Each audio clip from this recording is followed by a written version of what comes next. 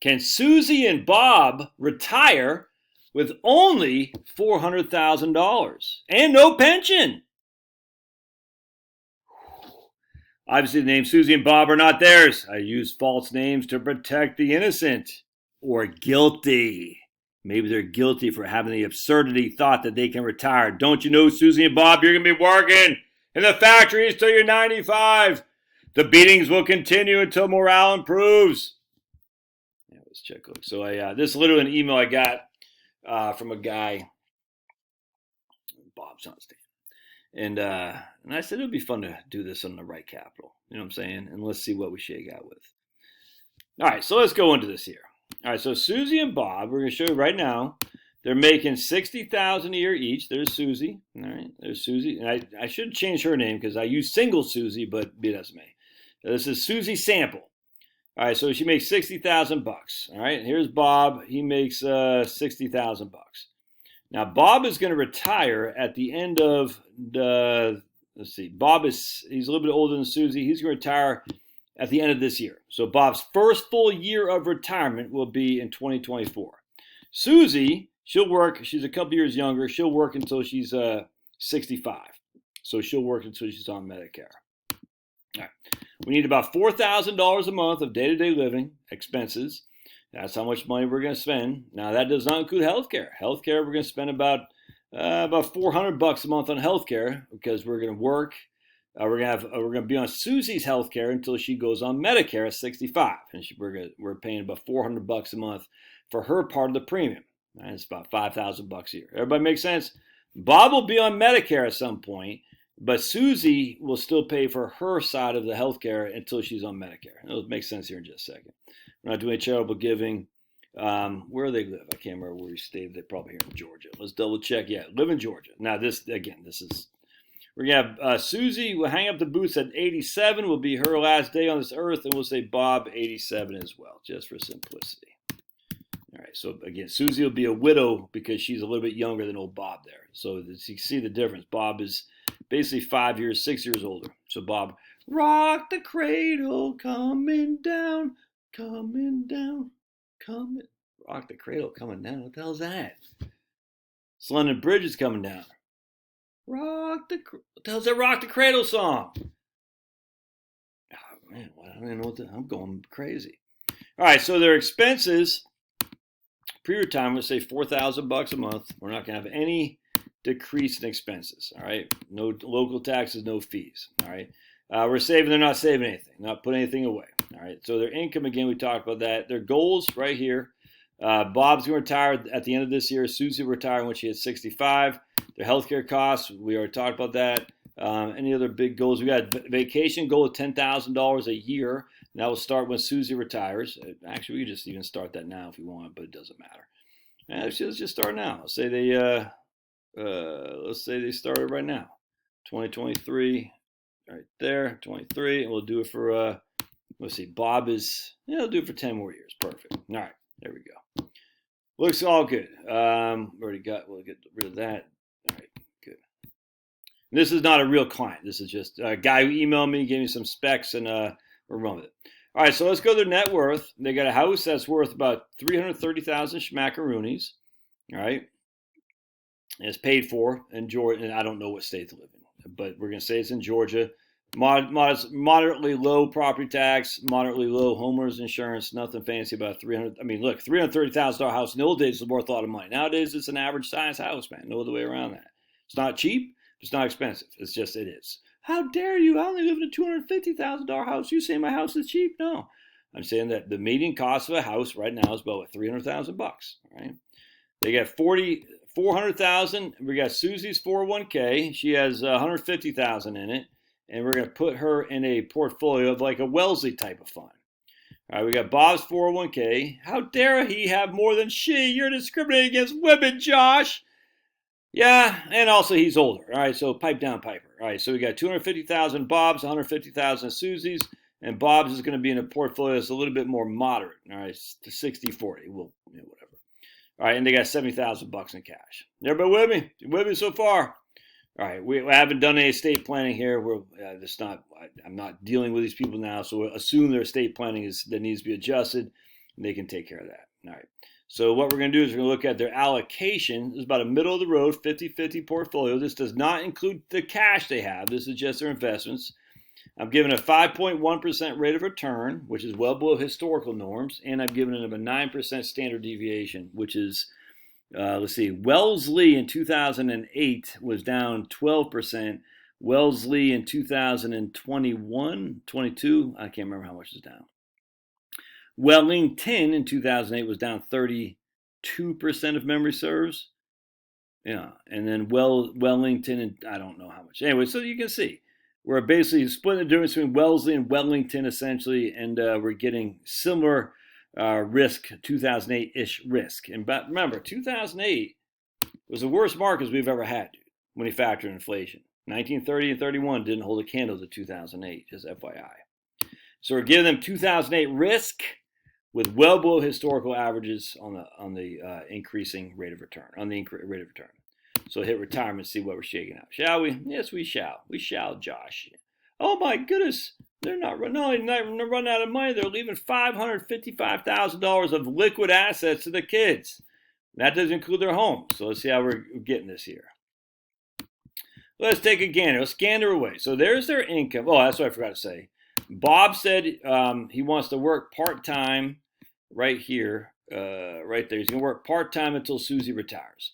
He's going to get a part-time job, shoveling crap for $25,000 a year until Suzy retires. All right, and then they're going to go and off to their greater reward, the sunshine. We're going to go off into the sunfall. Oh my goodness, wife's out of town. I'm losing my mind. I don't sleep well when the wife's gone. The sunset. They're driving off to the sunset. Jeez Louise, you're watching a person fall apart in front of your very eyes because my wife's out of town. All right, so what's happening here? So we got their income. You can see in 2023 when they're both working is 135. Not too shabby, but they have 30,000 of taxes. All right, so they have 136 coming in. They got 98,000 going out the door, all right, because of taxes. Now, you could say they're using that savings to spend, or they could use that savings to put into an account. They can do whatever they want, but I don't care. But you can see right here, their net flows are about $100,000 a year. That makes sense? Of which consists of a pretty sizable tax hit right there, $30,000 of taxes. Now, does that seem reasonable to me? It does to me. You're living off $135,000. You're going to have to pay taxes, which are going to consist of what? $14,000 the feds, $8,000, $6,000 stupid Brian Kemp, governor of Georgia, and then $9,180 to FICA. That's $30,000 in taxes. So right out of the gate, they're down to $105 take-home money. All right, and so but they need about $98,000, which is again their expenses consist of $4,000 a month, houses paid, property taxes, homeowners insurance. That's the only housing costs they have. Healthcare, they're spending right here. Bob's on Medicare now, so Bob's got Medicare, and Suzy's paying about $200 a month for her employment subsidized Medicare. That seems reasonable to me, man. So between their expenses, their housing, and their healthcare, it's about $60,000 a year. All right, makes sense to me. Now Bob is going to go part-time right here. You can see his salary goes to $25,000 from $60,000, but he supplements that with going on Social Security. So look here, Bob now has $40,000 of Social Security and $25,000 of part-time income. He's making the same amount of money he did last year. Shocking. So they still have $126,000 of income. Their expenses still about $93,000. They're netting $32,000. I mean, dude, this isn't rocket science. That's crazy. All right, so now Suzy's retired. All right, Suzy's not making any money here. Bob's on Social Security. That's the only money they got. They got no pension. They got $74,000 going out the door, plus they want to do some traveling. All right, so $74,000 consists of right there their day-to-day living expenses, $4,000 a month, adjusted with inflation. Their housing costs inflated. Now they're both on Medicare, so the Medicare healthcare costs are going way high. Because we have about $500 a month per person, $550 depending on what state you live in. Plus, we're inflating that at 5.5% a year. Now I got to pause this real quick. All right, so we see their health care. Yeah, so the Medicare went up quite a bit. That's the nature of the beast, man. So now they're living off $43,000. That's from what's the name's Bob's Social Security. That's it. They still want to travel. They still have some expenses. They got $85,000 a year going out the door. Huh, interesting. Total flows, 93,000, 85,000. Their expenditures haven't really dropped that much now, have they? No, they have not. No, they have not. Well, let's keep rolling here. All right, now you might say, well, Josh, they're spending more. All right, well, we can see that. We'll mess around with that. So now we got, this is Suzy's on Social Security. Bob's got some required distributions. They got $84,000 of income. They still got that travel goal because Bob's in his mid-70s, but that travel goal stopped shortly. They're still living on a lot of their brokerage and savings accounts and whatnot. Here's $395 as their taxes, even with a little bit of RMDs. You can see how this works, dude. I mean, literally, all right, if you're spending more than $100,000 a year, or less than $100,000 a year, even if you're making 160, most likely you can make this work. We're just not running out of money. We go back to analysis and we can see. Now, will this be you? I don't know. But look at that. We're leaving the kids $500,000 plus a house. All right, let's make them spending $5,000 a month as opposed to $4,000 a month. Now that $5,000 plus healthcare cost, $5,000 plus income taxes, $5,000 plus property tax and homeowners insurance as well. Now they're 89%. I mean, if you're 85% is a sweet spot. I want you at 75%. But if you're spending, if you're at the 80% or less than 80%, that means you might need to tighten your belt at some point. If you're above 90%, that means you're not spending enough. That's all there is to it. And here's a proposed plan. So here we're spending, $5,000 a month, the day-to-day living expenses, their goals of travel, tax payment. I mean,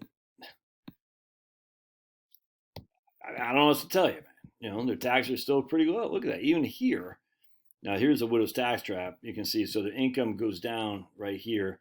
Their inflows go from 144 to 104 when Bob's dead. But the taxes for old Suzy jump from $5,000 to $6,700. That's a pretty significant tax. So the taxes go up by 17 divided by 50. The taxes go up by 34%, where their income fell from that's about 33 divided by 144. Income fell by 23%. The taxes went up by, I forgot what I said. But anyways, that's you can see that visualized right here. So yeah, there'll be some room for Roth conversions here. Oh yeah, absolutely. Absolutely want to do some Roth conversions right in there. In fact, what we might want to do is we might want to say, well, you do some Roth conversions. Let's go to effective tax rate though. Yeah, right there. What we might want to do is instead of, let's see here, because we're still on, want to do some Roth conversions. Tax, distributions, and we want to hit that 12%. I don't think I want to do it. Maybe. I mean, we got the excess money here. Let's go to cash flows. And we might want to do some Roth conversions even right here because we have excess money. Let's do 50,000 a year Roth conversions. Let's just see what that looks like. We're going to do 50,000 distribution. We'll take it from Bob's 401k. Bob or John? I think it's Bob, right? Bob's 401k. We're going to do some. Let's do 30,000 a year of Roth conversions. We're going to do Bob. There we go. And we're going to start right at 2023. We're just going to keep doing it because we don't need to worry about Obamacare. Let's see what that looks like because Bob's going to be on Medicare and Suzy will be on her own health insurance until she's on Medicare herself. So we don't need to worry about the Obamacare stuff. Just working with a guy today. It's like, dude, we got to be careful on Obamacare. You don't want to lose those subsidies. All right, so let's take a look. Yeah. So with $5,000 a month is a difference between these two. $5,000 a month, $4,000 a month.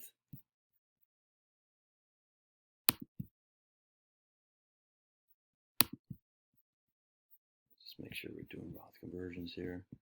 Go to accounts. Net cash flows. Yeah, okay. Yeah, I mean, I don't know. It doesn't jump out at me as a huge benefit, but let's take a look for when Suzy. So we don't want to do it right here. We don't want to. That's just. That's when Suzy starts taking Social Security. I don't know what that is. Oh, well, what is that right there? Why I got the big jump? I don't know. We don't want to have a big jump up like that. We don't. Oh, because we have the goals right there. We need the extra income.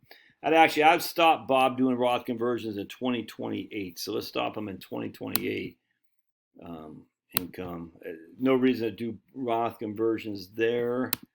And we're going to do this until 2028. We might want to pick that up later on, but just for the time being, let's just double check. We don't want to leave Suzy with a tax bond, but we also don't want to, yeah, that looks pretty good right there. That might be exactly where we need to be. Let's take a gander. Let's gander on over, shall we? Let's gander. All right, let's see. We got accounts. Let's make sure we're doing net cash flows. Roth conversions until 2027. I thought I said 2028. Hey, man, come on. Let's go back. Income 2028. Roth conversions right there. Oh, 2026. Come on, man. If I fat finger it. Like I said, my wife is gone. I'm falling apart, man. I'm falling apart. Isn't that right, Pablo? Let's take a look. Let's just look at the tax thing here. Yeah, it looks pretty good. Look at that. So definitely no widow's tax trap. I mean, that's a tiny one, but she's under a 10% effective tax rate. Federal income tax bracket, look at that. 10, just right there. 15, man, you just can't shit. And then, that's that right there. It goes from 10 to 15 when Bob dies, but that's just not that big a deal. Watch the actual taxes paid. Let's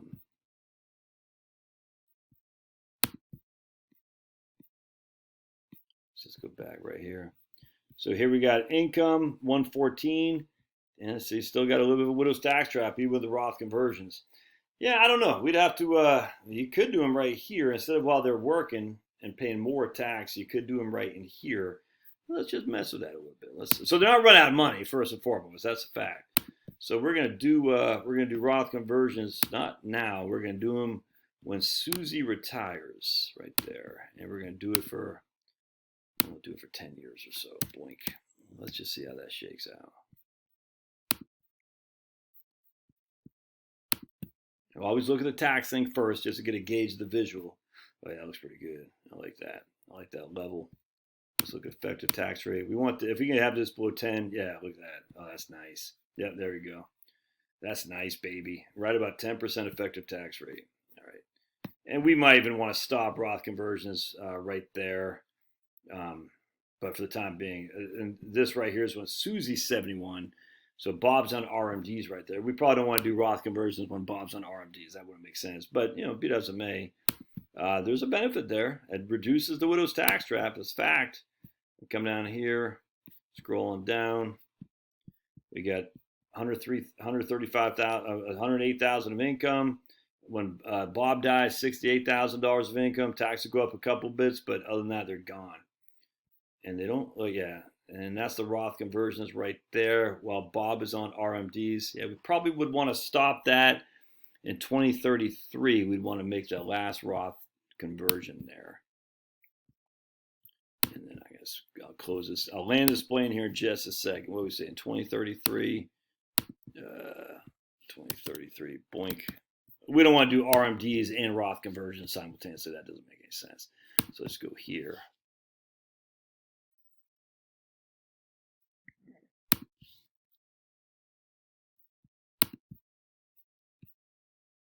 Yeah, I like that. Like that. There we go.